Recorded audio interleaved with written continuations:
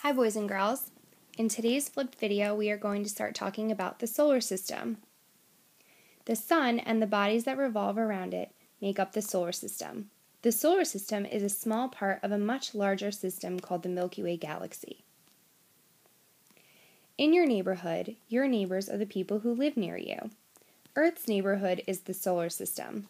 The solar system is the sun and all bodies that travel or revolve around it. Earth is one of 8 planets, large bodies that revolve around the sun. The planets do not make their own light, but shine by reflecting the sun's light. The sun is by far the largest and most massive part of the solar system. Its gravity holds the other parts in their positions. Many planets, including Earth, have one or more moons. Smaller members of the solar system include asteroids, comets, and meteoroids. Even with its thousands of parts, the solar system is a very small part of a much larger system called the Milky Way galaxy. But we'll learn more about galaxies in Lesson 3. Scientists believe that the solar system is about 4.6 billion years old. It is formed from a hot, spinning cloud of gas and dust. Over time, gravity pulled the gas and dust towards the center of the cloud, causing the cloud to collapse. As it continued to spin, the cloud flattened, and its temperature rose. Eventually, great heat and pressure built up near the center of the cloud. Nuclear reactions produced a star that is now the sun. Away from the center of the spinning cloud, temperatures were cooler. Matter in this cooler part of the cloud began to come together to form the planets and their moons. Planets closest to the sun formed heavy, rocky material. Farther from the sun, planets were able to hold on to lighter gases and form much larger planets. Moons eventually formed around all but 2 of the planets. Along with the planets and their moons, other small bodies formed in the solar system. These include asteroids, comets, and meteoroids. The paths or orbits of all the bodies that travel around the sun are shaped like slightly flattened circles called ellipses. The strong gravitational force of the sun holds all the objects in the solar system in their orbits.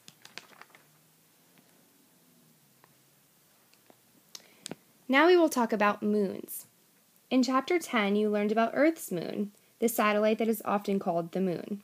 Did you know that astronomers have discovered about 140 other moons in the solar system? All these moons are held in their orbits by the gravitational attraction of their planets.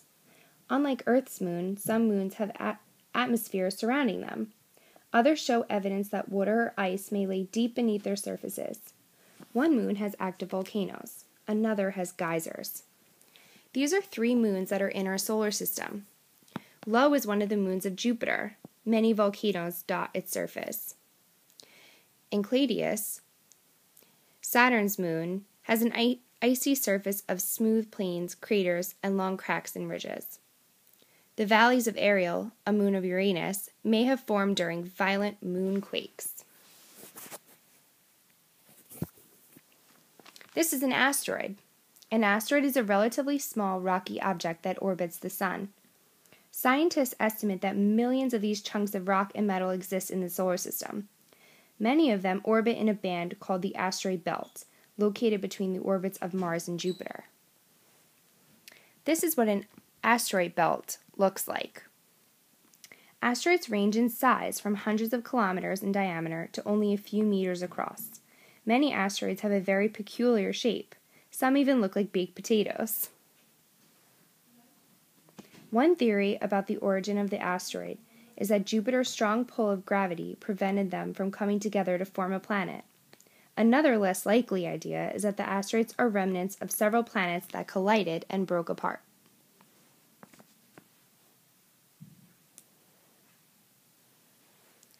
This is another picture of what an asteroid belt looks like. Continue watching the Solar System Part 2 to continue learning.